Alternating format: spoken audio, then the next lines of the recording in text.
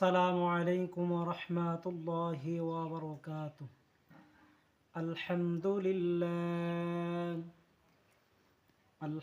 لله الذي كفى وسلام على عباده الذين اصطفى. أما بعد فأعوذ بالله من الشيطان الرجيم. بسم الله الرحمن الرحيم. مالك يوم الدين. إياك نعبد وإياك نستعين. اهدنا الصراط المستقيم.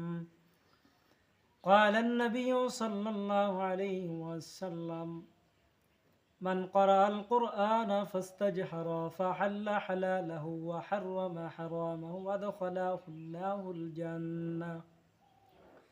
وقال عليه الصلاة والسلام: وقال تعالى في حبيب شانه: إن الله وملائكته يصلون على النبي يا أيها الذين آمنوا صلوا عليه وسلموا تسليما. اللهم صل على محمد وعلى آل محمد كما صليت على إبراهيم وعلى آل إبراهيم إنك حميد مجيد.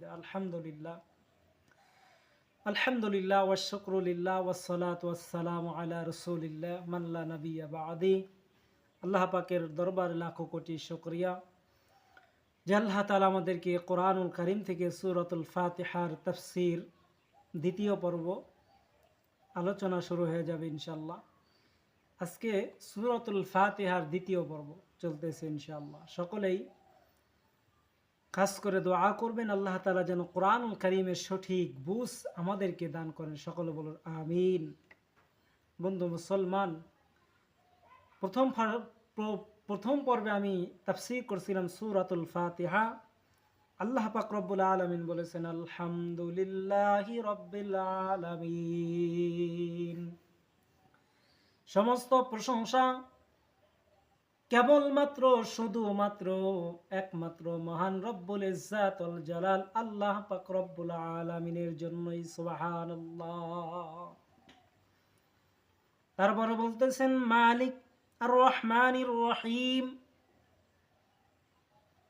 আর রহমানির রহিম, যিনি দয়াময় পরম দয়ালু। সুবহানাল্লাহ। প্রথম পর্বে আলোচনা করছিলাম সমস্ত প্রশংসা শুধুমাত্র কেবলমাত্র যাবতীয় প্রশংসা যাবতীয় তারিফ আমার আপনার রব, গোটা দুনিয়ার মালিক রব্বুল আলামিনের জন্যই, রব্বুল আলামিনের নিমিত্তেই। সুবহানাল্লাহ। দ্বিতীয় নম্বর আয়াতের মধ্যে আল্লাহ বলছেন আল্লাহ পাক আর রহমানির রহিম, পরম দয়ালু, যিনি দয়াময় পরম দয়ালু। সুবহানাল্লাহ। তিন নম্বর আয়াতের মধ্যে বলতেছেন মালিকি ইয়াউমিদ্দিন, যিনি ইহকাল পরকাল উভয় জাহানের মালিক। মালিক ইয়াউমিদ্দিন, যিনি প্রতিদান দিবসের মালিক, বিচার দিবসের মালিক। যেই দিন বিচার প্রতিষ্ঠিত হবে, যেই দিন হাসরের মাঠ কায়েম হয়ে যাবে, সেই দিনের মালিক আল্লাহ বলতেছেন মালিক ইয়াউমিদ্দিন। আল্লাহু আকবার বলেন। রব্বুল আলামিন ডাক দিয়ে বলেন আমি হইলাম বিচার দিনের মালিক, প্রতিদান দিবসের মালিক। সূরা কাফিরুনের মধ্যে আল্লাহ বলতেছেন কুল ইয়া আইয়ুহাল কাফিরুন লা আ'বুদু মা তা'বুদুন। ولا أنتم عابدون ما أعبد ولا أنا عابد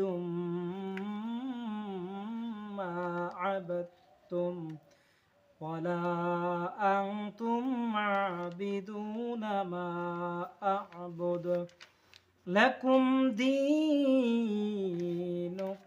ولي دين الله أكبر রব্বুল আলামিন বলেন কুল ইয়া আইয়ুহাল কাফিরুন হে কাফেরগণ বলুন বলুন হে কাফের কুল হে কাফের কুল কুল ইয়া আইয়ুহাল কাফিরুন লা আ'বুদু মা তা'বুদুন তোমরা যার ইবাদত করো আমি তার ইবাদত করি না সুবহানাল্লাহ হে কাফেরগণ আল্লাহ তাআলা রাসূলকে বলতেছে হে রাসূল তাদেরকে জানায় দেন কুল বলুন কুল ইয়া আইয়ুহাল কাফিরুন হে কাফেরগণ হে মুশরিকের দল কুল ইয়া আইয়ুহাল কাফিরুন লা আ'বুদু মা তা'বুদুন রব্বুল আলামিন ডাক দিয়ে বলেন তোমরা যার ইবাদত করো আমি তার ইবাদত করি না ওয়ালা আনতুম আবিদুনা মা আ'বুদ এবং আমি যার ইবাদত করি তোমরাও তার ইবাদতকারী নও ওয়ালা আনা আবিদুম মা আবাদতুম আর তোমরা যার ইবাদত করছো আমি তার ইবাদতকারী হব না ওয়ালা আনতুম আবিদুনা মা আ'বুদ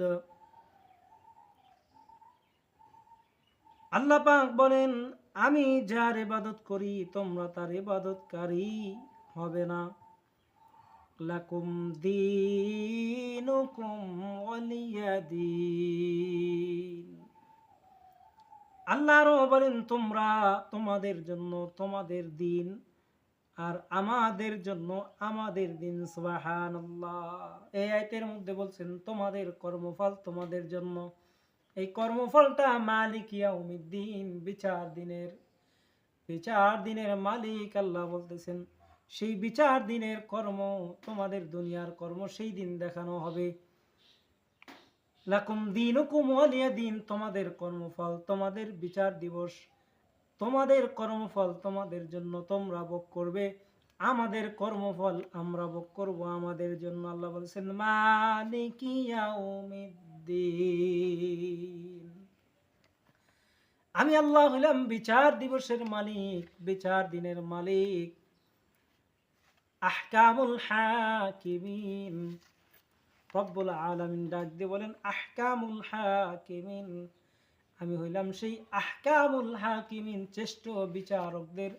শ্রেষ্ঠ বিচারক সুবহানাল্লাহ সকল বিচারকের চাইতেও আমি হইলাম আহকামুল হাকিমিন শ্রেষ্ঠ বিচারক আসুন সূরাতুল ফাতিহার তাফসীর ফিরে যাই আল্লাহ বলতেছেন মালিকি ইয়াউমিদ্দিন ও আল্লাহ তুমি হইলা বিচার দিনের মালিক প্রতিদান দিবসের মালিক ইয়াকা না'বুদু ওয়া ইয়াকা নাস্তাঈন ও আমার রব ইয়াকা না'বুদু ওয়া ইয়াকা নাস্তাঈন আমরা কেবলমাত্র শুধুমাত্র তুমি রবের গোলামি করি এবং তোমার কাছে নাস্তাঈন তুমি রবের কাছে সাহায্য করুণা ভিক্ষা করি চিৎকার দিয়ে বলি মারহাবা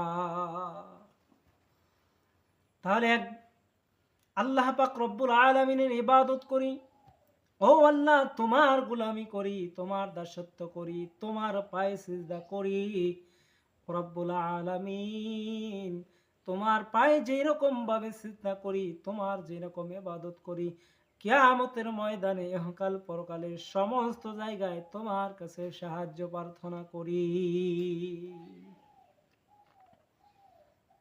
ইহকাল পরকাল সমস্ত দুই কালে আল্লাহ তোমার সাহায্য প্রার্থনা করি।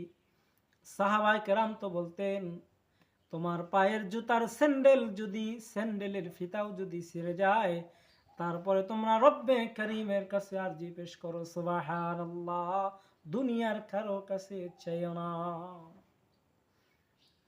তাহলে আমাদের সূরাতুল ফাতিহা শিক্ষা দেয়, দুনিয়ার কোনো দরবার নয়, কোনো বাবার দরবার নয়, কোনো খাজার দরবার নয়। চাইতে হলে একমাত্র গোটা দুনিয়ার মালিক, আসমান জমিনের মালিক, গোটা পৃথিবীর মালিক, আমার আপনার মালিক, আমার